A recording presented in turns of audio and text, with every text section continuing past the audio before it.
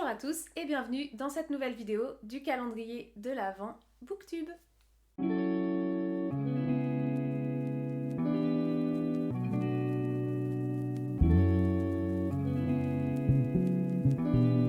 Aujourd'hui, on se retrouve pour une vidéo qui est totalement dans la thématique de décembre, étant donné qu'on est fort en train de se rapprocher de ce petit jour de Noël et donc des cadeaux. Et je me suis dit, pourquoi pas vous proposer une sélection d'une quinzaine de cadeaux potentiels à faire à des personnes qui seraient fans de lecture. On va s'attaquer à ça tout de suite. C'est pas une sélection que j'ai trouvée sur internet ni nulle part, c'est une sélection que j'ai sortie de ma tête en me disant qu'est-ce que j'ai eu, qu'est-ce que j'aimerais avoir, ou au contraire, qu'est-ce que je serais susceptible d'offrir à des personnes qui sont intéressées et passionnées, comme vous et moi, par les livres. La première idée, qui n'est pas des moindres, il s'agit, attention, c'est pas souvent qu'on le dit, d'offrir un livre. Voilà. Des personnes intéressées par les livres, je pense qu'offrir un livre peut être une très très bonne idée.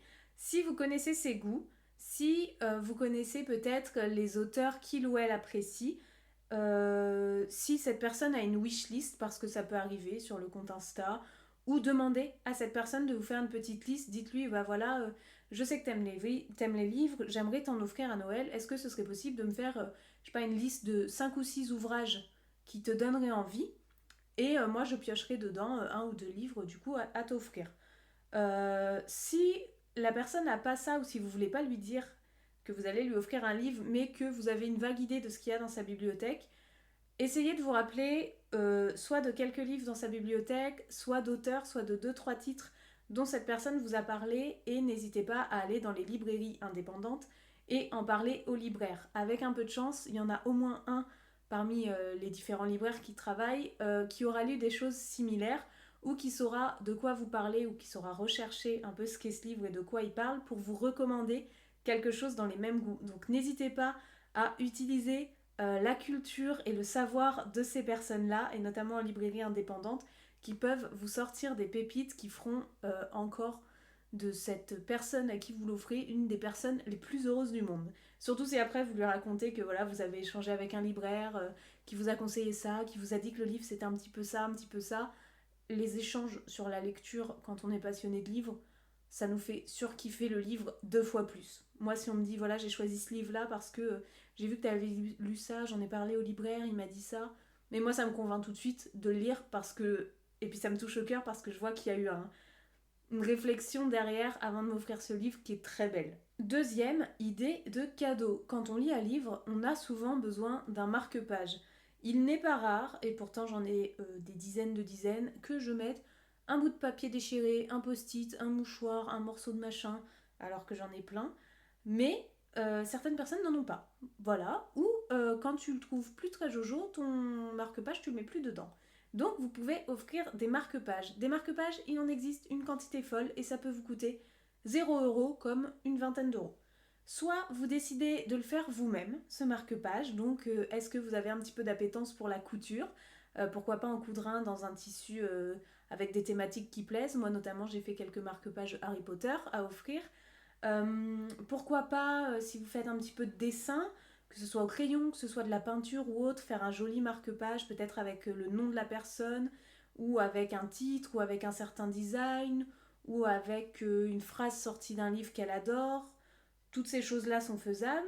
Vous pouvez aussi aller sur Etsy ou profiter des marchés de Noël. Parce que les marchés de Noël, va y avoir des créateurs qui vont toucher au bois, souvent. Et il existe de très beaux marque-pages en bois, pas très épais, mais de personnes du coup qui découpent dans du bois et qui pyrographent dessus. Et ça peut être vraiment très très chouette. Selon où vous allez aussi, vous avez tout un tas d'autres types de marque-pages. Des marque-pages à mettre sur les coins de pages, des marque-pages d'ailleurs qu'on peut fabriquer, vous trouverez des tutos sur Pinterest à foison, des marque-pages aimantés, vous pouvez trouver des marque-pages avec des jolis petits signets, vous savez, où il y a des petites perles, ou alors où il y a des jolis petits trucs accrochés. Ça, vous en trouverez aussi très certainement sur les marchés de Noël par des petits créateurs. Bref, niveau marque-page, vous avez une variété folle qui peut être zéro déchet écolo, vous coûtez 0 €, ou qui peut être aussi de l'artisanat d'art, etc. Donc quelque chose d'un peu plus poussé de ce côté-là, et du coup qui peut aussi être génial. Ça dépend d'où vous voulez mettre votre fourchette, de votre budget et de vos envies et de vos préférences, et surtout de celle de la personne à qui vous l'offrez. Troisième idée, un carnet de lecture. Il en existe pas mal. Vous en trouvez autant sur Amazon, mais je vous recommande pas, essayez de faire vivre un petit peu autre chose qu'Amazon, ça peut être pas mal. Vous en trouverez, il y a celui de la booktubeuse qui est très connue en France, Audrey, Le Souffle des mots, qui est trouvable chez Cultura, Fnac et compagnie, voire même je pense que les librairies indépendantes peuvent se le procurer sans problème, donc vous pouvez aussi le commander, voire les trouver directement là-bas. C'est un carnet de lecture qui pour le coup est ultra complet et très joli, donc qui donne très envie de compléter. Vous pouvez aussi décider de le faire vous-même. Vous achetez un carnet vierge, vous vous inspirez sur Pinterest de 2-3 idées et vous dessinez vous-même l'index avec écrit voilà mon avis lecture, notes, machin, bidule, mes challenges lecture, ma pile à lire. C'est vous aussi qui pouvez le composer, le colorier et compagnie avant de l'offrir. Ça peut être aussi une idée, ça prendra un petit peu de temps je pense, et il faut avoir un petit peu l'âme artistique si on a envie de faire un petit truc chouette. Mais alors là, ça peut être sublime comme idée. Et après, bah, vous en trouvez un petit peu partout, hein, dans tous les espaces culturels, les choses comme ça, à différents prix, de différentes qualités. Essayez de voir un petit peu ce qui correspond, mais essayez aussi de voir un petit peu ce qui va plaire physiquement et ce qui va pouvoir donner envie de le remplir, parce qu'un carnet de lecture, il nous plaît quand il est tout joli et quand on a envie de l'ouvrir et de mettre des trucs dedans. Donc ça peut être une super idée. Numéro 4, une bague pour tenir son livre ouvert. Je crois que j'ai la mienne juste derrière. Mon papa et ma maman me l'ont offert à Noël l'année dernière. Ils l'ont pris sur un marché. Une petite artisane faisait ça dans, je crois que c'est de l'époxy, ça s'appelle, de la résine en tout cas. Et dedans, elle a mis des petites paillettes bleues et des petites abeilles, des fausses, hein, pas des... On n'a pas des abeilles mortes mises dans l'époxy. Et moi, enfin bref, ma passion pour les abeilles. Et du coup, ils m'ont offert ça. C'est pas du tout cher, ce genre de petit objet. Vaut mieux le prendre à des petits créateurs qui coûtera bien moins de 10 € hein, que de l'acheter sur Temu, Wish, j'en passe et des meilleurs. Hein, parce que niveau écologique et niveau qualité, on est vraiment sur un truc qui donne pas envie du tout. Mais c'est une petite bague que vous enfilez dans le pouce. Et quand vous lisez le livre, en fait, elle appuie à droite et à gauche des pages, donc elle le laisse ouvert sans abîmer les pages. Donc ça évite quand on est couché de se prendre la moitié du livre sur la tête ou d'avoir constamment à rappuyer à droite, rappuyer à gauche parce que si on bouge, il y a les pages qui retombent dessus. C'est tout bête, c'est tout petit, c'est ultra pratique, c'est ultra beau, c'est très instagrammable aussi et ça peut être un super cadeau à faire.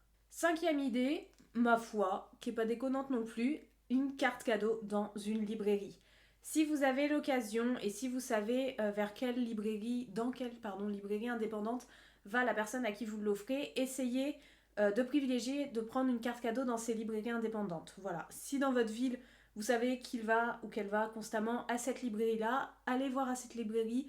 Très souvent, ils mettent en place le système de carte cadeau. Même quand c'est des petites librairies indépendantes qui viennent juste d'ouvrir, c'est pas rare que elles disent bah écoutez, on n'a pas la carte cadeau, mais on fait un bon cadeau, vous donnez 30 € et on met bon cadeau de 30 € de la part de machin machin.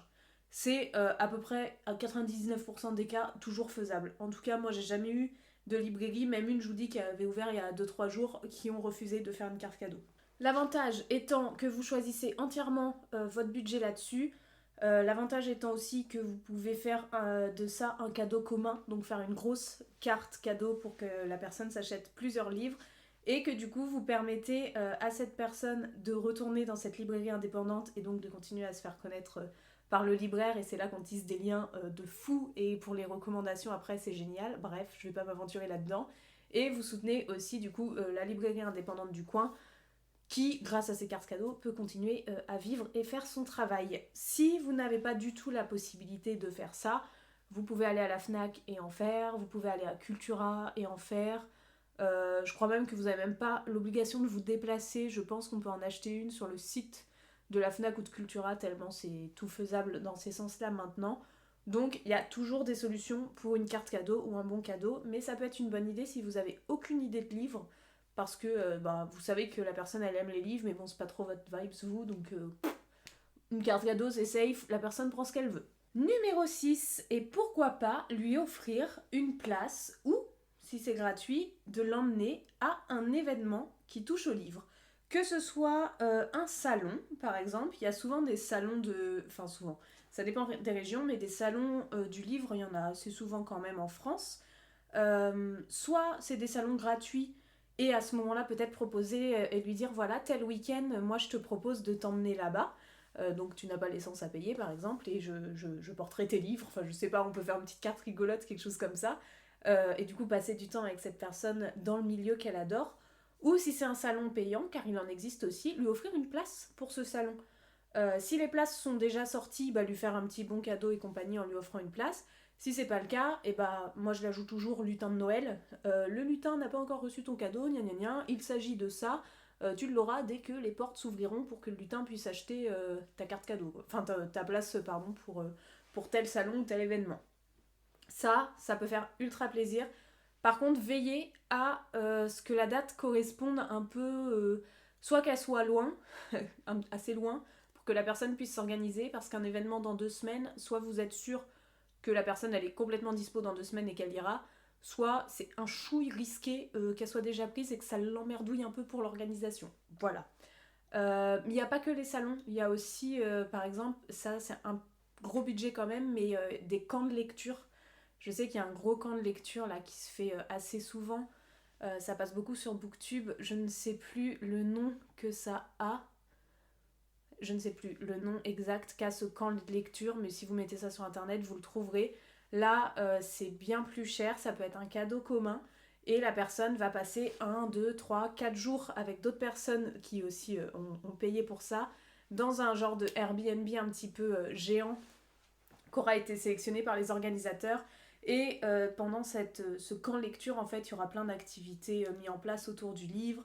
Parfois, il y a des auteurs qui viennent, il y a la nourriture qui est comprise. Enfin, c'est vraiment un camp comme si on allait en colo, mais sur le thème de la lecture. Et ça peut être aussi une très très bonne idée. 7e idée, j'ai vu ça, je sais plus où, j'ai trouvé ça joli. Pourquoi pas offrir un vase en forme de livre. Voilà, tout simplement, pour mettre que ce soit des fleurs fraîches ou des fleurs séchées, ce genre de choses. Mais il existe des très beaux vases. Je crois que celui que j'ai vu, c'est une genre de réplique de Orgueil et Préjugés, qui sont transparents avec écrit sur le dos en blanc le titre du livre, etc. Et que du coup, on peut caler entre nos livres et donc faire dépasser des fleurs ou alors utiliser dans la déco quelconque hors bibliothèque. Mais il s'agit d'un vase en forme de livre et franchement, c'est vachement joli, je trouve. Donc ça peut être aussi une idée. Je crois que je vous dis ça à chaque fois. Je crois que je vous ai dit 30 fois. Ça peut être une idée. 8e idée, un Book Nook. C'est connu de chez archi connu, je crois maintenant. Vous savez, c'est les petites maquettes qu'on fabrique qui sont en forme rectangulaire qu'on peut enfiler entre différents livres et où on fabrique différents mondes. Donc moi, j'ai un Book Nook où c'est comme un petit jardin. J'ai passé des heures entières à le fabriquer. Du coup, j'ai fabriqué tous mes petits trucs de jardin, et ça s'enfile entre les livres dans la bibliothèque. Donc quelqu'un qui parcourt du regard votre bibliothèque peut voir ce petit monde entre deux livres, c'est super joli. Voilà, il y en a de plein de thématiques, vous en trouvez partout. Moi je sais que dans mon gibert, il y en a. À Cultura, il y en a à foison. Enfin bref, sur internet, vous en trouvez plein. Les Book Nook, ça se trouve à fond. Je crois même que vous en trouvez chez Action à que dalle en prix. En qualité, je sais pas ce que ça vaut pour le coup, parce que c'est pas la marque Book Nook chez Action, mais ça reste.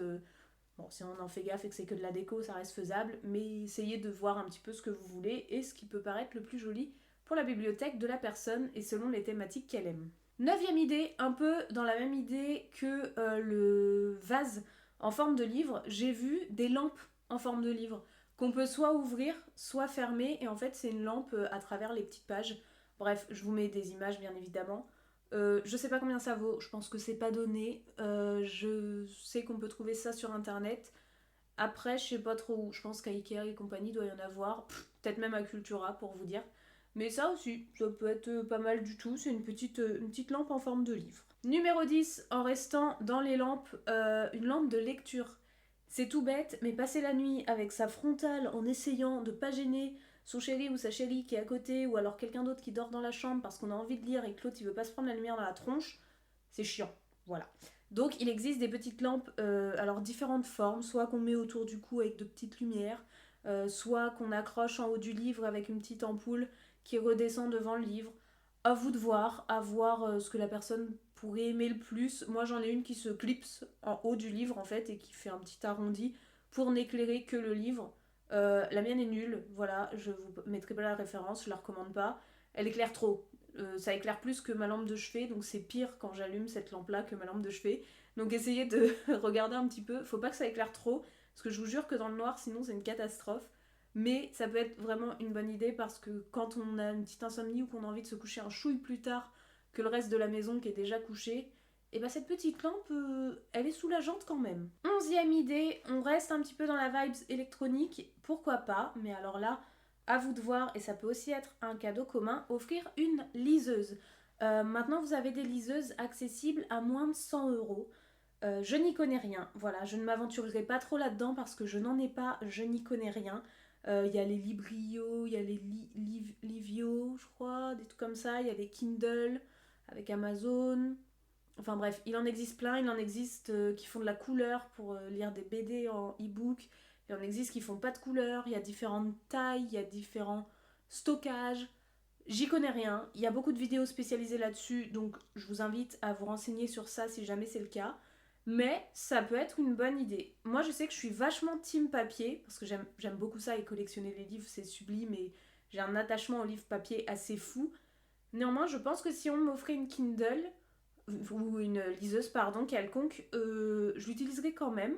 Peut-être moins que piocher les livres, mais par exemple quand je partirai en voyage ou en week-end chez mes parents ou autre, plutôt que de mettre 3-4 livres parce que je sais jamais lequel choisir avant de partir en week-end, que ça prend une place folle et que je lis même pas 20 pages parce que je fais autre chose, je pense que la liseuse dans ces moments-là serait vachement aidante.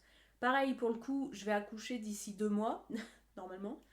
Je pense que je vais emprunter une liseuse parce que je sais que dans ma médiathèque on peut en emprunter une pour 2 semaines pendant mon congé mat parce que je veux pouvoir tester de justement tenir ce truc qu'à une main pour pouvoir m'occuper de bébé aussi et peut-être pouvoir faire lire un livre en même temps que, je sais pas, donner le biberon ou autre. Je vous dis n'importe quoi, mais je sais que moi je vais tester pour la première fois de ma vie la liseuse dans ce cadre-là pour voir si c'est quelque chose qui peut peut-être m'aider ou me permettre de lire un petit peu dans ces moments où j'aurai pas forcément les 2 mains libres. Voilà, c'était la petite anecdote pour vous dire que je vais peut-être m'y attaquer, mais je sais pas trop comment. 12e idée, attention le budget fuse, pourquoi ne pas offrir une nouvelle bibliothèque? Voilà, si toutes les bibliothèques de la personne sont pleines, vous pouvez acheter une petite bibliothèque ou une plus grande. Ça dépend qui vous êtes aussi pour cette personne et le budget que vous avez. Mais ça peut être d'occasion, c'est le top. D'occasion et limite vous la reponcez, vous la repeignez et alors là c'est le feu de Dieu. Vous en trouvez sur le Bon Coin, vous en trouvez sur Marketplace, ça peut être des trucs, vous savez qu'il y avait chez Ikea, ça peut être... moi je sais que ma bibliothèque blanche c'était un meuble de salle de bain que j'ai acheté pour 5 € sur le Bon Coin. J'ai enlevé les portes vitrées là, enfin avec le miroir affreux de salle de bain, j'ai enlevé les gonds, j'ai repeint, je l'ai reponcé. Bah voilà, j'ai une bibliothèque pour 5 € qui est super grande, donc il y a plein de trucs faisables. Vous pouvez aussi en acheter une neuve, pareil, Ikea, bah si vous voulez, hein. Le mieux après c'est quand même artisanalement, mais alors là il est vrai qu'un meuble artisanal les prix fument un peu. Néanmoins c'est une bibliothèque qui durera toute une vie par rapport à de la bibliothèque en aggloméré. Mais tout ça c'est pareil, vous avez tout budget, vous avez toute réflexion là-dessus, mais une bibliothèque ça peut être une idée, ça peut être une toute petite, genre avec 2 petites cases, ou ça peut être un gros truc, ou ça peut être... voilà, à vous de voir. 13e idée, un petit peu dans la vibes événement, genre salon de lecture et compagnie, je me suis dit pourquoi ne pas offrir un atelier. Moi j'avais eu sur la plateforme We Can Do un atelier pour apprendre à fabriquer des bijoux soi-même, donc c'était 1 heure avec une artisane qui fait des bijoux et du coup j'avais appris à faire le mien. Et il existe pas mal d'ateliers, donc à voir ce que vous avez dans vos coins à proposer. Parce que parfois on n'a pas forcément des choses sur les thématiques qu'on veut très accessibles de chez nous ou à 1 heure autour. Mais il peut exister des ateliers pour faire du jaspage, donc vous savez c'est les dessins sur les bords de livres. On peut faire un atelier pour faire de la reliure, apprendre à relier un ancien livre. Un atelier d'écriture, si la personne aime écrire, peut-être des poèmes, ou peut-être voudrait écrire son histoire mais sait pas trop comment s'y prendre. Je sais que la plateforme We Can Do, elle regroupe pas mal d'artisans qui proposent des ateliers comme ça. Après, n'hésitez pas à aller sur Facebook, sur Instagram, parce que souvent il y a des gens aussi qui proposent ça dans vos coins sans que vous le sachiez, ou à vous rapprocher justement des librairies indépendantes de vos coins, et pas des grosses surfaces, parce que ça, elles ne sauront pas. Mais les librairies indépendantes, parfois, elles peuvent être sollicitées par ces personnes-là qui leur proposent de venir faire des ateliers chez eux. Parfois, elles disent oui, parfois, elles disent non, mais en tout cas, souvent, elles ont le contact. Donc, proposer des ateliers comme ça autour de la thématique du livre, il peut en exister vraiment une grande variété, donc ne pas hésiter à se renseigner là-dessus, ça peut être un super moment. 14e idée, l'avant-dernière, pourquoi ne pas faire ou offrir une pochette à livres? On a toujours besoin de protéger ses livres, que ce soit les grands formats, que ce soit les poches, ou bien si la personne a une liseuse, que ce soit sa liseuse. Quand on veut aller se balader, quand on va en week-end, quand on va faire 4 heures de train, je sais pas, on va le glisser dans le sac et on a toujours peur qu'il s'abîme. Si on tient à son livre un max, on n'a vraiment pas envie que ça s'abîme. Et du coup, pourquoi ne pas offrir une pochette à livre? Là, c'est la même chose, ça peut vous coûter 0 à 50 €. Vous pouvez un petit peu vous tester au niveau de la couture et faire vous-même une pochette à livre en tissu. Moi, j'en ai fait pas mal. Alors franchement, c'est pas difficile du tout. C'est 2 carrés à coudre, donc franchement, c'est facile, ou 2 rectangles. Si vous êtes fan de tricot ou de crochet, pourquoi ne pas tricoter ou crocheter une pochette à livre? Sinon, pareil, profitez des marchés de Noël, je pense qu'il va y en avoir blindax. Les artisans qui font de la couture et qui font des pochettes à livres, ou justement qui font ce genre de choses, souvent il y en a. Souvent va y en avoir. Le prix est un petit peu plus haut parce que du coup on rémunère le temps que quelqu'un a passé à le construire, à la construire, et toute la matière première. Oh, attendez, on m'appelle. Ils m'ont perdu parce qu'en plus c'était un spam, donc il n'y a personne qui parlait au bout du téléphone. Oui, bref, je disais, vous avez du coup toutes les possibilités au niveau des pochettes à livres, toutes les tailles. Si la personne elle lit plutôt des poches, prenez une taille poche. Si elle lit plutôt des grands formats, prenez une taille grand format. À vous de voir, et il y a tous les budgets. Et comme il y en a plein, et bah franchement souvent on a vachement le choix sur la beauté de la poche à livres. Voilà. Et dernière idée que j'ai toujours voulu, et je sais pas pourquoi j'en ai toujours pas acheté, mais peut-être qu'à un moment je le ferai. Pourquoi pas offrir un poster des, je crois que c'est des 50 ou c'est des 100 livres à lire.